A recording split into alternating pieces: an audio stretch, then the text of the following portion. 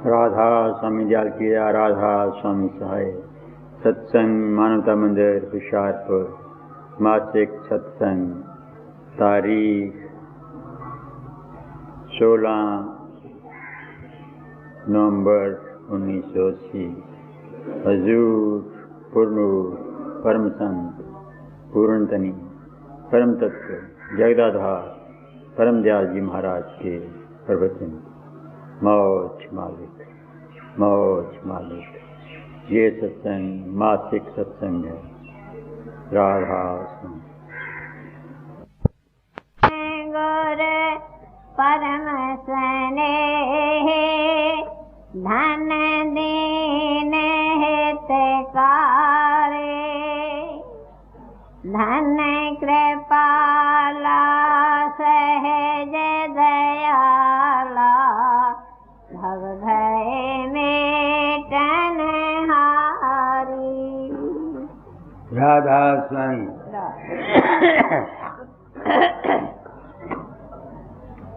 मैंने सारी दुनिया में एक मजमून पढ़ा था जहाँ हजूर बाबा सामू सिंह ने कहा था सत्संग में, सुनो फरावो मेरे दुखड़े।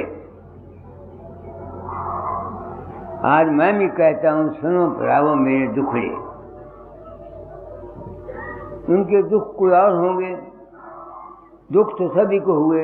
दाता दयाल से पिछली उम्र में उन्होंने नवनिद्रा को खातिर का छपा था, कहते हैं खुदा मुझको इन सत्संगियों से बचाए। दाता दयाल ने एक नवनिद्रा सत्संगी को लिखा, खुदा मुझे इन सत्संगियों से बचाए। मेरे दुख क्या है?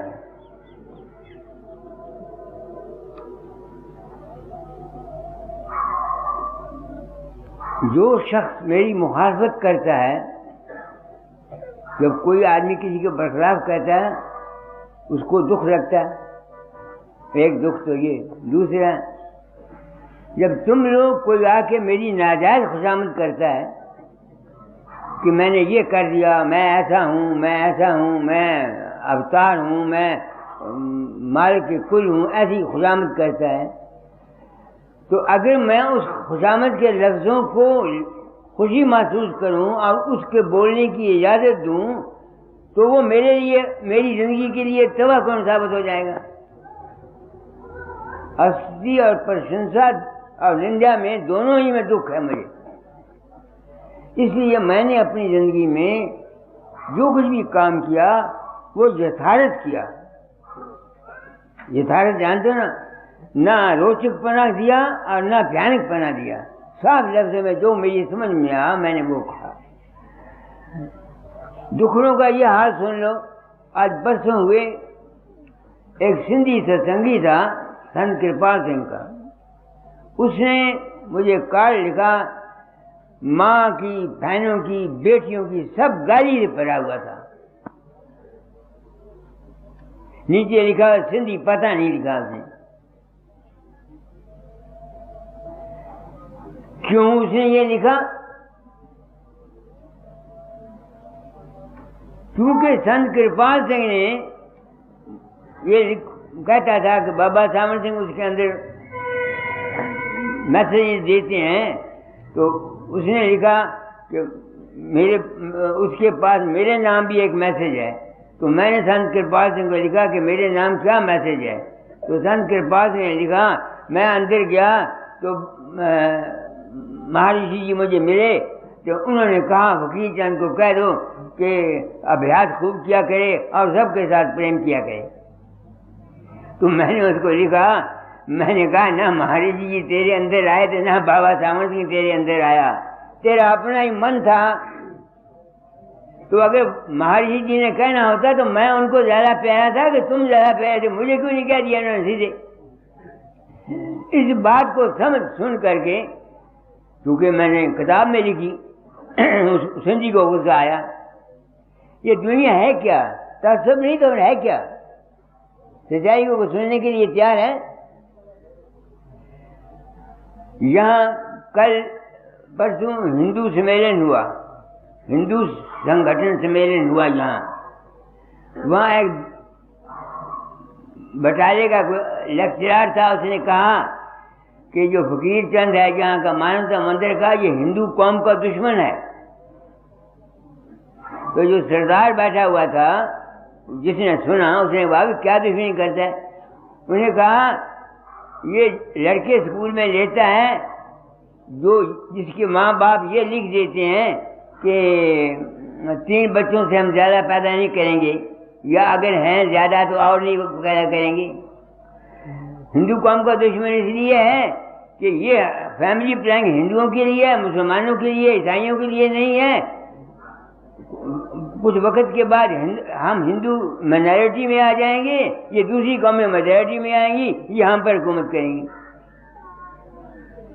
जिस नुक्ता लगा जो उसने बात कही, मैं उसके साथ सहमत हूँ। ये पॉलिटिकल पॉइंट है, मगर फकीरों का ताल्लुक इस पॉलिटिकल लाइन से नहीं है। मैंने आपको अपने दुखड़े सुना रहा हूँ।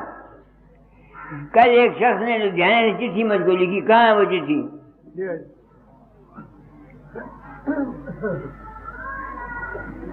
अच्छा, बस छोड़ दो। वो जहाँ लिखता है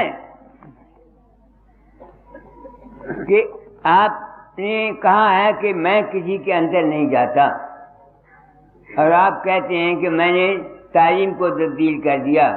गुरु नाम ज्ञान का है, समझ का है, विवेक का है।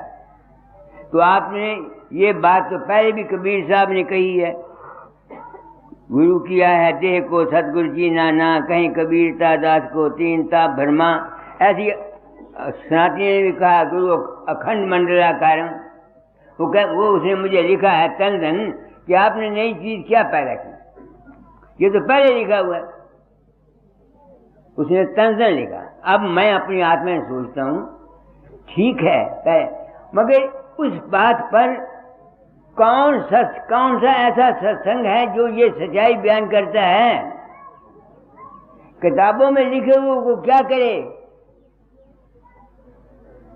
कोई सच्चाई नहीं बयान करता। आप कहें जितने इस वक्त गद्दी पथ हैं, ये सब हम जीवों को अपने जाल में फंसाने की कोशिश करते हैं, आजाद करने की कोशिश नहीं करते। उसका नतीजा हमें तासुब है, हमें झगड़ा है। तो मैंने अगर ये, मैं अपनी आत्मा से पूछता हूँ कि चंद तूने क्या लिया इस काम को करने से? तुमको क्या मिला? क्या मुफ्त की मुसीबत सरदर्दी से बढ़ जाएगी। कोई नुक्ताचीनी करता है, कोई गलत तरीके से तारीफ करता है, तो इस ख्याल से मैं दुखी हूँ, मगर मैं मजबूर हूँ। क्यों? मैंने प्रण किया था अपना अनुभव कह जाऊंगा। दाता ने कहा था तालीम बदल जाना। अब मैं महसूस करता हूँ कि अगर ये जो संत मत की तालीम है, अगर ये न आई हिंदुस्तान के अंदर, तो आपने देख लेना हिंदुस्तान का क्या हाशर होता है। ये सब कहते हैं धार्मिक पक्षपात, आपस में संप्रदाय हो जाए, हम इकट्ठे हो जाएं। अरे ये कैसे होगा? लालच देकर या डराकर तुम हिंदू मुसलमानों को इनको इकट्ठा कर सकते हो, मगर इनकी जड़ जब तक मौजूद है तुम इकट्ठा नहीं कर सकते। महात्मा गांधी ने 1921 में मुसलमानों को और हिंदुओं को इकट्ठा एक प्याले में पानी पिलाया। 1947 क्यों पिलाया? लालच दिया स्वराज का, लालच दिया स्वराज का। 47 में क्या हुआ? हिंदुओं सिखों ने मुसलमानों के सिर काटे, मुसलमानों ने इनके सिर काटे। क्योंकि मेरे ज़िम्मे ड्यूटी थी, इस वास्ते मैंने इंसान बनने की आवाज़ उठाई है कि इंसान तू सोच, तू है कौन, कहाँ से आया है, कहाँ को जाएगा। जब तक ये तालीम संत मत की कि इंसान क्या है ये आम पब्लिक में नहीं फैलेगी, आप लाख कोशिश करें कि इनका मजहबी तसब जो है ये दूर हो जाए, ये नहीं होगा। इसलिए मैं काम करता हूँ, जो मर्जी चाहे कर दो। मैंने एक किताब लिखी है इंसान बनूंगी, वो 15 अगस्त 1947 को। तो मैं ये काम करता हूँ सिर्फ इस ख्याल से कि संतों का जो मिशन है क्या, संत क्यों आए दुनिया में, unity of religion and unity of humanity के लिए, और इन वहमों और तोहमातों को दूर करके इंसान को जहां से आया है वहां पहुंचाने के लिए। अब वही सिख थे, निरंकारी भी सिख हैं, वो भी सिख हैं, उनका आपस में झगड़ा। ये क्यों है? क्योंकि मजहबों और मिलतों और पंथों ने प्लेटफॉर्म पर सच्चाई बयान नहीं की ना। जिसका नतीजा ये निकला, धर्म से पूछते हो, मजहब की तो है सिर्फ आर्ट। दर हकीकत हम लोग सब अपने हुकूमतों, दौलत, इज्जत और मान के लिए काम करते हैं। हम जितने गुरु हैं ये सच्चाई नहीं बयान करते प्लेटफॉर्म पर, और गुरु की गलत तरीके से प्रशंसा करते हैं और अपने आप को गुरु बना के पब्लिक के सामने पेश करते हैं। किस लिए? अपने इज्जत के लिए, अपने इक़्तिदार के लिए, अपने पैसे के लिए। अकालियों का निरंकारियों का झगड़ा क्यों हुआ? निरंकारी सिख सारी कौम बहुत सारी निरंकारियों की तरफ चली गई, बट गई, इस बात से झगड़ा हुआ। इन मजहबों और पंथों ने हम गृहस्थियों को, दुनिया को बेवकूफ बना के लूटा है। अब देखो ये स्ट्राइकें करते हैं। सोचो मेरी बात, क्या कभी कोई सोचता है कि तुम जो स्ट्राइक करते हो गवर्नमेंट के बरखलाफ, गवर्नमेंट का क्या नुकसान है? प्राइम मिनिस्टर का क्या जाएगा? वो तनख्वाह लेती है, चीफ मिनिस्टर ने भी महीने की महीने तनख्वाह ले लेनी है, एमएलए ने भी तनख्वाह ले लेनी है। हम लोग जो बसें दिलाते हैं गवर्नमेंट का नुकसान करते हैं, ये इनका नुकसान करते हैं, हम अपना ही नुकसान करते हैं। हम अपनी जायदादें, अपने मुल्क का जो अपने नुकसान करते हैं, इनका हम तो सोच रहे हैं हम गवर्नमेंट के बरखलाफ जाते हैं। गवर्नमेंट के बरखलाफ क्या? गवर्नमेंट है क्या? तुम ही तो गवर्नमेंट हो। ये कोई महात्मा, कोई आदमी ये नहीं बताता कि भाई तुम हल्दी पर हो। सब नाम नाम नाम नाम नाम नाम। जिन कामों से हमारा नुकसान होता है उसको तो कोई ये गुरु लोग बताते नहीं, न हमको बताते हैं। आप सोचिए इस वक्त क्या हो रहा है दुनिया में। मैं ये दर्द दिल से कह रहा हूं, जितना ये हड़तालें हो रही हैं, आसाम में देखो क्या हो गया। क्या गवर्नमेंट का नुकसान हुआ? गवर्नमेंट है कौन? हम ही तो गवर्नमेंट हैं। नुकसान किया किसका हुआ? मुल्क का हुआ। तेल नहीं निकला, घाटा पड़ गया, है क्या? कोई ये ड्यूटी थी इनकी, मजहब वालों की, पंथ वालों की, हिंदुओं की या मुसलमानों की, मगर कौन करता है बताओ? करता है तो मुझे बता दो। तो सिर्फ राम राम जपने से या गुरु गुरु करने से तुम्हारा कल्याण नहीं होगा, ना मेरा होगा। अमल करने से होगा। मैं इस बात पर जोर देता हूं। लाख तुम कोशिश करो, अभ्यास करते हो। जब मैं देखता हूं कि राधा स्वामी दयाल को खुद 2 साल पिछली उम्र में बीमारी आई, बाबा सावन सिंह को बीमारी आई, मेरे दादा दाद की थाम उजड़ गई, उनको 20 दिन उनको भी सख्त तकलीफ हुई, और बाबू माधव प्रसाद सिंह जो था आगरे वाला 10 दिन बेहोश पड़ा रहा। यहाँ बथेरे अग्रिमा वाला निकला हुआ था, मुंह छिपा के रखता था। मैं सोचता हूँ जैसे भाई ये जब इतने भगत थे, इतने शब्द योगी अभ्यासी थे, ये अपनी तकलीफों को दूर न कर सके। आप सोचिए, मैं सोचने के लिए मजबूर हूं कि नहीं हूं? मजबूर हूं। तो क्यों?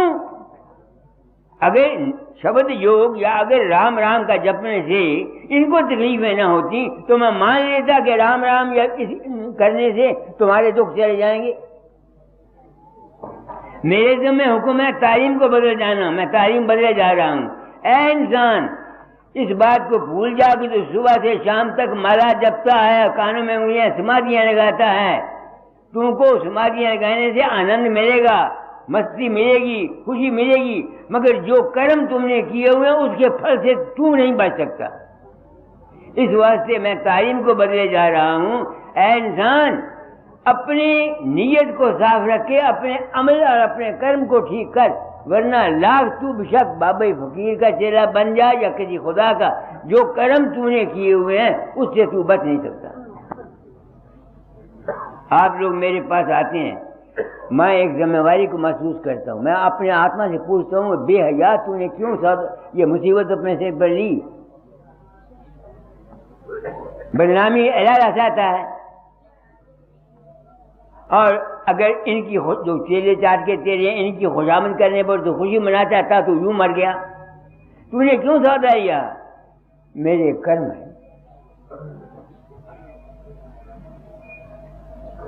एक औरत एक आदमी को खावंद मान लेती है, खावंद एक औरत को अपनी बीवी मान लेता है, उसके ऊपर जिम्मेवारी आ जाती है। मैं था बचपन से, मेरा एक विश्वास था दाता दयाल पर कि वो मालिक के अवतार हैं। वो थे मालिक के अवतार या नहीं थे इसका मुझे पता नहीं, मैंने माना था। क्योंकि मैंने माना था इसलिए जो हुक्म उन्होंने मुझे दिया उसका मानना मेरे लिए लाजमी हो गया। मैंने आप ही माना था ना, उसका हुक्म मानना मेरे लिए लाजमी हो गया। तो मैं सुखी नहीं हूं उस काम के करने से। खामखा के लोग नुक्ताचीनी करते हैं, मगर मैं कहता हूं अगर मेरे सामने तो कोई आता नहीं, मेरे सामने कोई नहीं आता, मेरी गलती हो तो मुझे बताओ, मैं गलती मानने को तैयार हूं। अब उसने गलती निकाली कि मैंने उसको किताबों में लिख दिया कि ठीक है, पॉलिटिकल पॉइंट से जो कुछ उसने कहा वो 16 आने सत्य है, इससे मैं इनकार नहीं करता। मैंने कहा मैं ये छोड़ दूंगा, यानी ये शर्त उड़ा दी मैंने शर्त, क्योंकि मैं किसी को नाराज करने के लिए नहीं आया।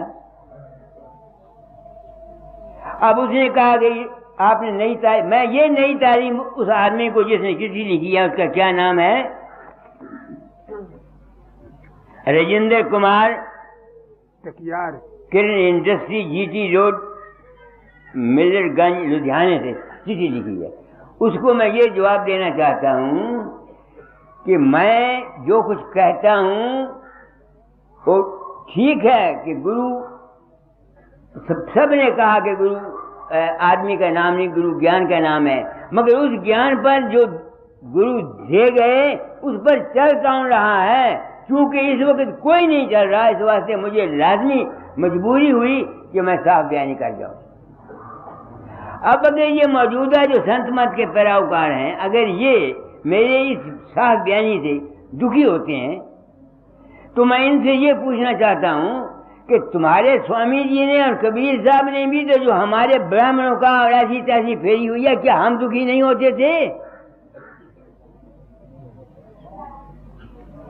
अगर आज ये संत मत के गद्दियों वाले मेरी साफ बयानी से इनको दुख लगता है तो मैं इनको ये पूछता हूं कि तुम्हारे गुरुओं या कबीर साहब ने या स्वामी जी ने जो खंडन किया हम सब का, क्या हमको दुख नहीं लगता था?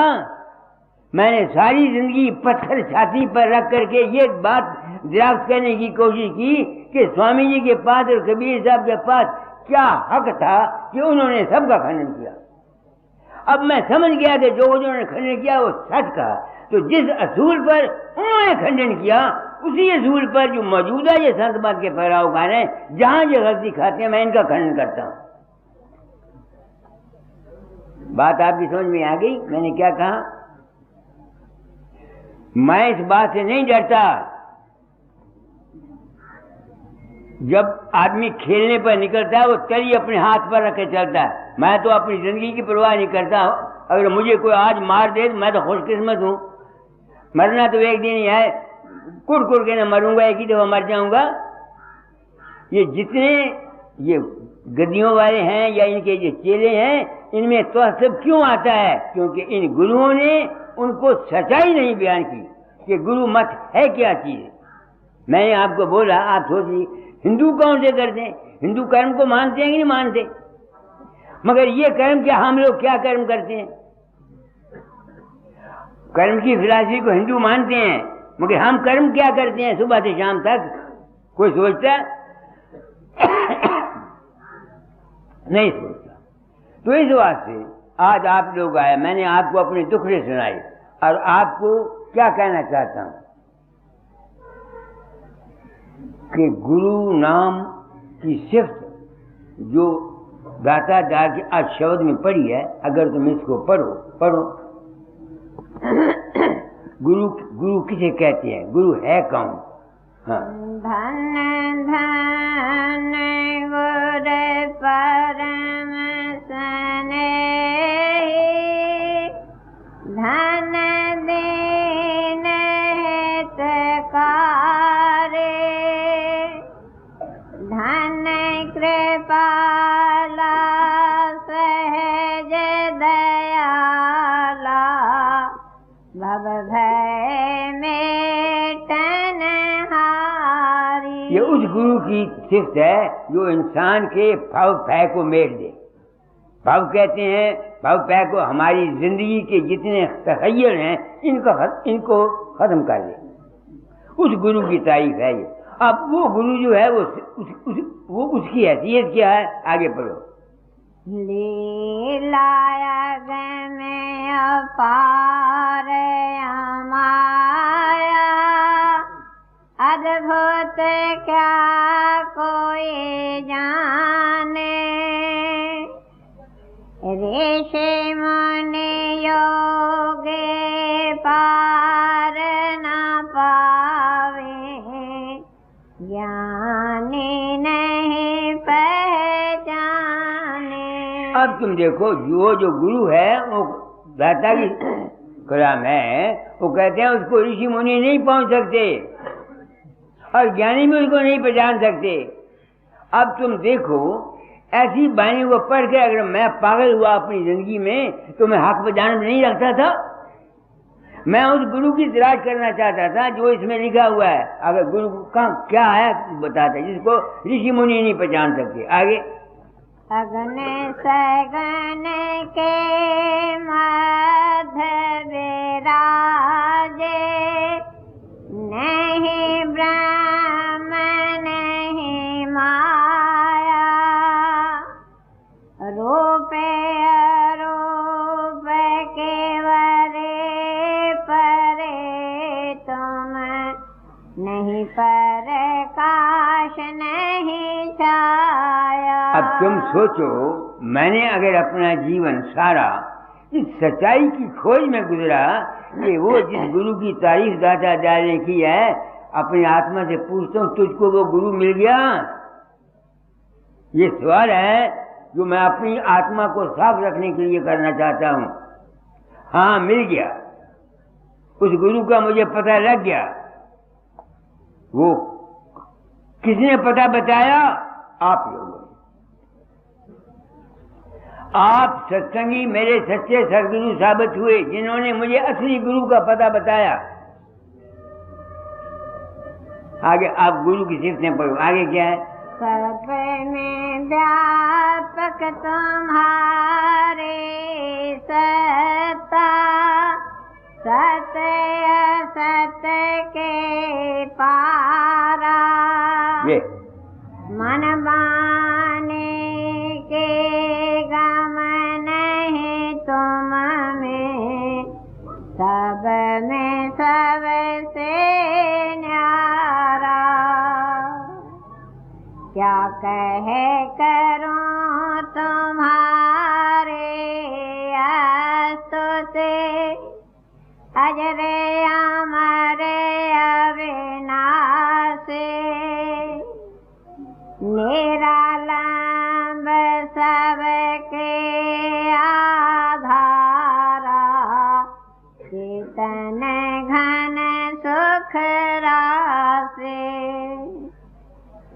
गोचर जहाँ लगे मन जाए, सो नहीं देश तुम्हारा, माया काल के परे ठिकाने, कोई वरने पारा। अब आप ही सोचो, मैंने अपना सारा जीवन सिर्फ इस रात को समझने के लिए खोया कि वो जो मालिक है या गुरु का रूप बताते हैं वो है भी या कि यूं ही फर्जी इन्होंने बनाया हुआ है। मैं कहता हूं है। कैसे मुझे मालूम हुआ? आपकी दया से। जब से मुझे ये पता लगा कि मेरा रूप लोगों के अंदर प्रकट होता, मैं नहीं होता। लोगों के अंदर मेरे पास रोज चिट्ठियां आती हैं, 1-2 रोज चिट्ठियां आती हैं, मैं नहीं होता। तो मुझे यकीन होना चाहिए कि मेरे अंदर भी जो कुछ भी शक्लें बनती हैं, बातें होती थी, वो भी मेरी अपने मन की कल्पना थी, वो गुरु का रूप नहीं था। दाता मुझको लिखा करते थे, फकीरा गुरु तो तेरे पास, तेरे तन में, तेरे मन में, तेरे श्वासों में। मैं ये समझता था कि जब मैंने गुरु की ध्यान किया अपने अंतर तो गुरु का रूप आ गया, तब गुरु मेरे पास है। अब पता लगा कि नहीं, वो जो ध्यान का गुरु मेरे पास आया वो तो मेरे अपने मन का बनाया हुआ था, वो गुरु तो नहीं था।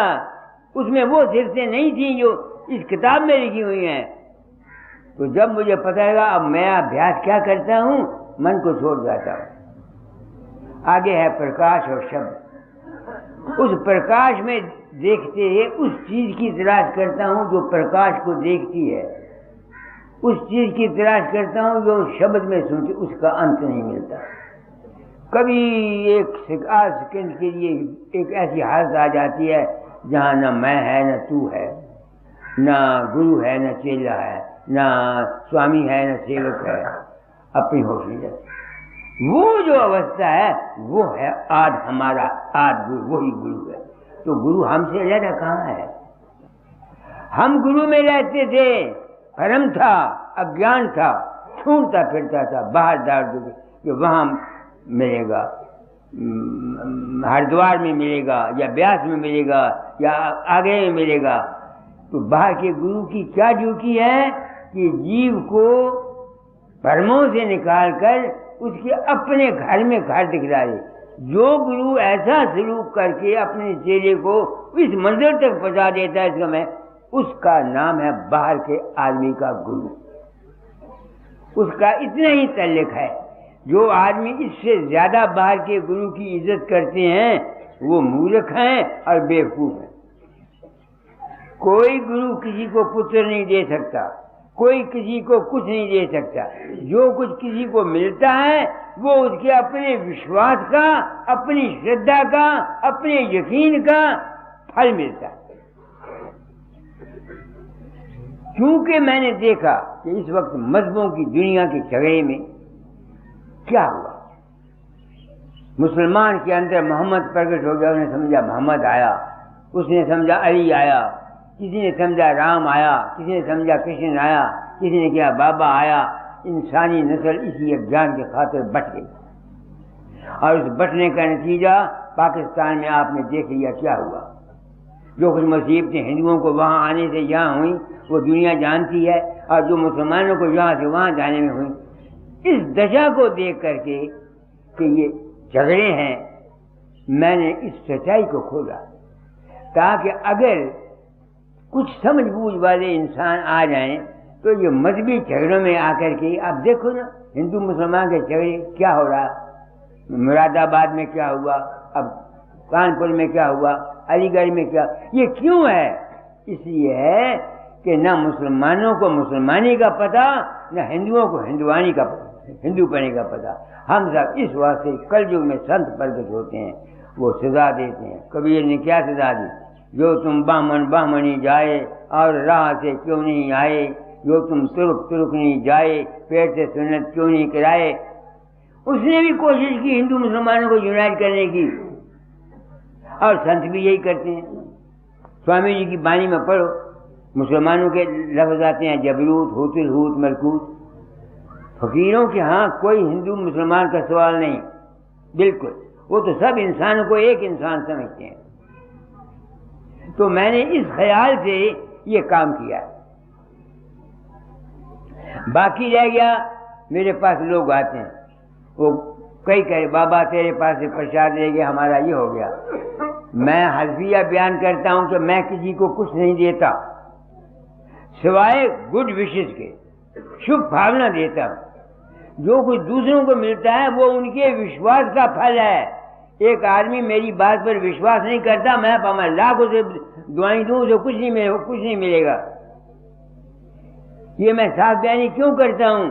ताकि मेरी आत्मा पर गुरु बनने का कोई पाप ना हो। जब से मैंने इन गुरुओं के हालात देखे, ये बुरी बुरी मौत मरे हैं, तो मैं कांपता हूं। मैं कहता हूं मेरे साथ पता नहीं क्या हो, मैं कैसे मरूंगा, मैं डरता हूं। इसलिए मैं बिल्कुल सच्चाई से बात करता हूं। बड़े बड़े गुरुओं को देखो क्या क्या हाल, आप देख लो, किसी का नाम में क्या बहुत बुरी तरह मौत हुई। मेरे दिल में वहम आ गया, क्यों इनकी मौत हुई, क्यों इन्होंने तकलीफ उठाई। शायद इन्होंने पर्दा रखा, लोगों को सच्चाई नहीं बयान की, शायद इस वास्ते इनको तकलीफ हुई। मेरे दिल में ये वहम है, इसलिए मैं अपनी जान को बचाने के लिए ये साफ बयानी करता हूं, ताकि मेरी आत्मा पर कोई बोझ न आए। आप लोग आते हैं, मैं आपका एहसान मानता हूं, मेरे कर्म आपकी वजह से कट जाते हैं। मैंने प्रण किया था, मैं अगर दे सकता हूं आपको तो सच्चा ज्ञान दे सकता हूं, सच्ची बात बता सकता हूं, या शुभ भावना देता हूं। जो लोग विश्वास कर जाते हैं उनके काम हो जाते हैं। ख्याल की ताकत भी वहां काम करती है जहां दूसरा रेसिपेंट होता है। मैथमेराइजर वाले दूसरों को बेहोश करते नहीं करते। किसी नौजवान को मैथमेराइजर बेहोश नहीं कर सकता, वो छोटे बच्चों को लेता है, क्योंकि वो उसकी अकल नहीं होती। वो जो सजेशन मैथमेराइजर देता है उसको कबूल कर लेता है। इस वास्ते ये काम विश्वास का और श्रद्धा का और यकीन का है। तो मैंने आज अपने दुखड़े आपको सुनाए। इसने दूसरा सवाल मुझसे ये लिखा कि आप नाम नहीं देते। क्यों नहीं देते? क्योंकि आपने वो वाकया सुनाया जबलपुर की औरत का। तुमने क्या पी? जबलपुर की औरत का कर्मों ही में बच्चे जाने होंगे। आपके पास क्या सबूत है कि उसके नाम जपने की वजह से उसके बच्चे मरे? हर तरीके से नाम जपने की वजह से बच्चे मरे। जो कुछ उसने कहा 16 ने ठीक कहा, जो कुछ उसने कहा 16 ने ठीक कहा। जो कुछ होना होता है, अगर मौत भी आनी होती है तो उसके लिए बीमारी आती है। जो कुछ भी होना होता है उसका कारण बनता है। उसके बच्चे मरने होंगे, उसकी उम्र छोटी होगी, कारण उस औरत का अपना साधन बन गया। जो कुछ यहां होता है हमारे साथ उसका कोई ना कोई कारण है। मेरी बात को समझने की कोशिश करना, लफ्ज नहीं मुझे मिलते, मैं क्या कहना चाहता हूं आप लोगों को। एक आदमी को कुछ वाकया हो गया, उसने ऐसा होना ही था, तो जो उसका बहाना कोई ना कोई बन जाता है। आदमी की आई हुई है क्या नाम है, मौत, मरना तो उसने है ही, मगर बगैर बीमारी के वो मरेगा नहीं। कोई ना कोई बीमारी होगी तो मरेगा, या एक्सीडेंट होगा तो मरेगा। इस वास्ते मरना तो उसका सब ऐसे हो सकता है कि उसके बच्चों को मरना ही था और ये उसका गलत जो तरीका था अभ्यास का, ये कारण बन गया हो। इसका जवाब ये है। बाकी जहां तक अकल काम करती है, मैं वो कहता हूं। नई बात मैंने क्या कहती हूं, देखो आगे भी मैं कहता हूं। सपने में जब तुमको गुस्सा आता है, तुम किसी को मुक्का मारते हो, तुम्हारा हाथ हिल जाता है। सपने में तुमको डर लगता है, तुम्हारी जुबान बड़बड़ाती है। सपने में तुम्हारे अंतर काम पैदा होता है, ख्याली औरत बना लेते हो, तुम्हारा बीज निकल जाता है।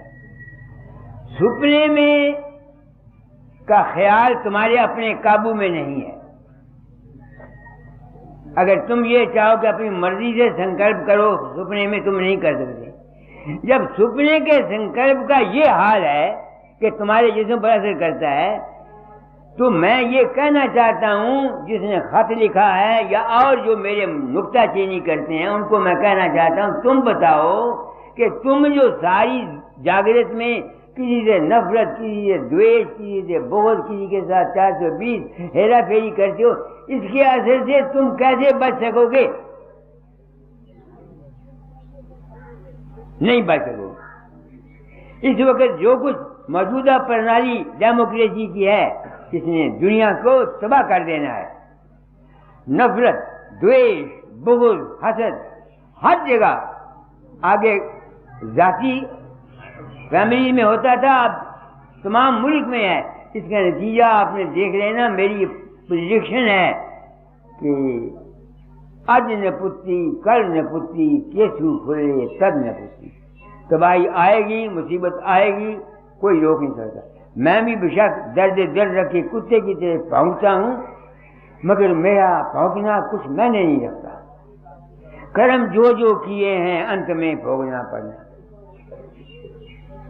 ये है नई चीज जो मैं कहा, तो शास्त्रों ने भी यही, वेदों ने शिव संकल्प मस्तु, मगर उनको सुनता कौन है? हिंदू हैं, रोज संध्या करते हैं, रोज आर्य समाज सनातन संध्या, उसमें एक मंत्र आता है, उस संस्कृत में जानते हैं, लिखा हुआ है, हे प्रभु, जिनसे हम दुश्मनी करते हैं, जो हमसे दुश्मनी करते हैं, हमारे दुश्मनी के भाग दोनों का जला दे। ये प्रार्थना की गई है उस मंत्र में। अब मैं पूछता हूँ, जितने हिंदू हैं, आर्य समाजी हैं, सनातनी हैं, क्या ये दुश्मनी के मंत्र ही पढ़ना जानते हैं ना? क्या ये अपनी दुश्मनी को दूर करने की कोशिश करते हैं? न सोचो। तो मैंने अगर काम किया है, वो ही पुरानी शराब नई बोतल में पेश कर रहा हूँ। वही जो पुराने संस्कार थे, हमारे ऋषि कह गए, शिव संकल्प मस्तु या ये मैंने उन्हीं चीजों को एक नए ढंग से दुनिया में पेश किया है। हो सकता है मेरा तर्ज बयान गलत हो, क्या मैंने जो कुछ समझा हो गलत हो, मगर मेरी ज़मीर मुझको इजाज़त नहीं देती कि मैं समझूं कि मैं गलत हूँ। और मैंने दुख सुख सहता हूँ। सिर्फ मैंने आपको बोला कि मैंने ही दाता दार को मालिक का अवतार माना था, आप ही मैंने माना था, अब आप ही मैं फंसा हुआ हूँ। अगर मैं उनके हुक्म की पूरी तामील नहीं करता तो मेरी कॉन्शियस गवारा नहीं करती, ज़मीर नहीं गवारा करती। एक शख्स ने मेरे साथ, पाक ज़ात ने इतना एहसान किया, मेरे अज्ञान को मचाया, ज्ञान दिया। अब अगर मैं उनकी इस हुक्म की भी तामील नहीं करता तो मैं मुजरम हूँ। इसलिए मैं यह काम जब तक मेरी जान है करूँगा।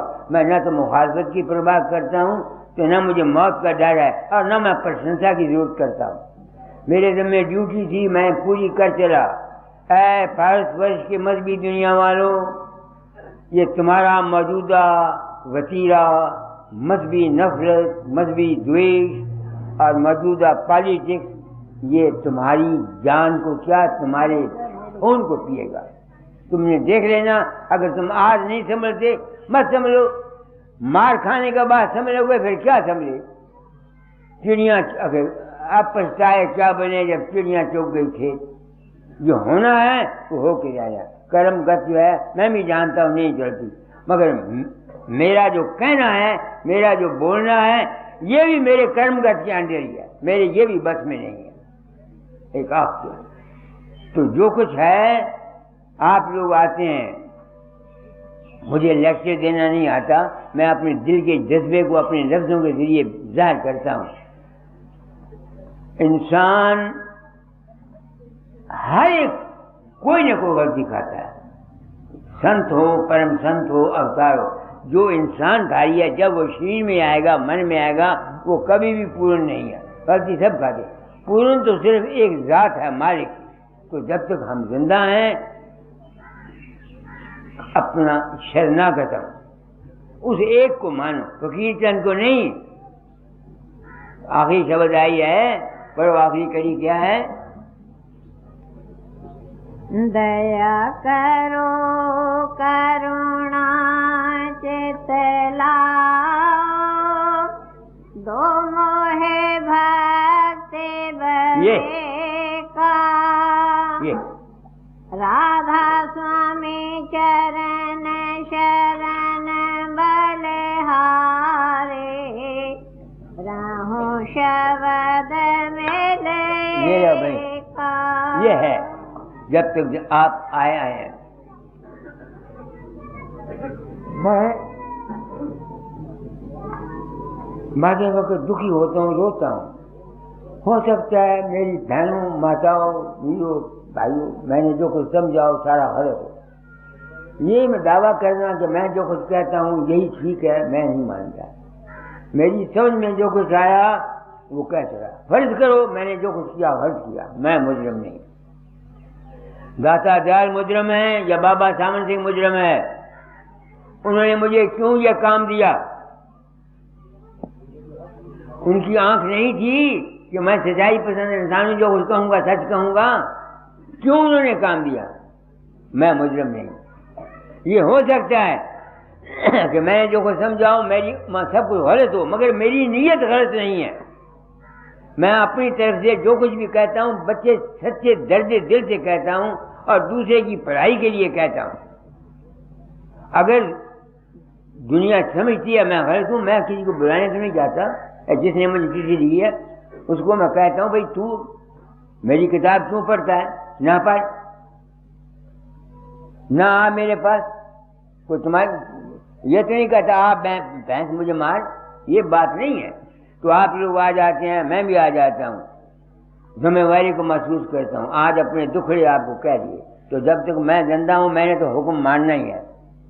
खाए लोग मुझे फांसी पर चढ़ा दें, खाए फूलों के हार गले में डाल दें, मैं तो काम करने से रुक नहीं सकता।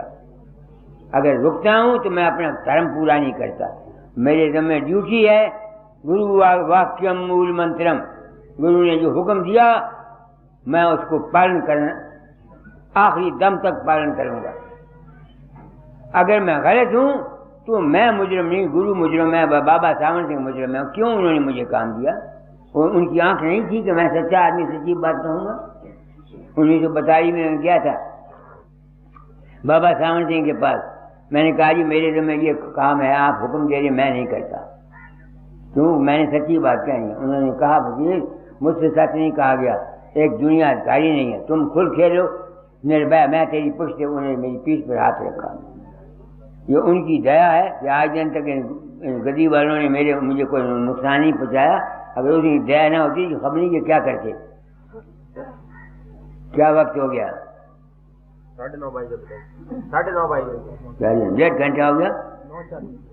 नहीं पिताजी, हाँ हालत सवा घंटा नहीं होया, घंटा होया जी, घंटा हो गया। इतना ही बहुत काफी है। मैंने बहुत कुछ आप लोगों को कह दिया। आपका जी चाहे मुझे कुराहा समझ लो, आपका जी चाहे मेरे सत्संग में आया करो, आपका जी चाहे मत आया करो। मैंने तो जो जिस रास्ते पर मैं चला हूं मैंने तो वही कहना है। ना मैं न किसी को खुजामत करता हूं और न किसी से डरता हूं, सच्चाई बयान करता हूं। और वो सच्चाई वही है जो राजा स्वामी दयाल या कबीर साहब ने बयान की, या हमारे शास्त्र। कोई नई चीज में घर से नहीं लाया। आप लोग आते हैं अपना जन्म इस भरोसे मत रहो कि तुमने गुरु धारण किया हुआ है। अगर तुम्हारे अमल ठीक नहीं है तो तुम्हारा गुरु धारण किया हुआ जैसा तुमने किया वैसा ना किया, कुछ फायदा नहीं, बिल्कुल गलत।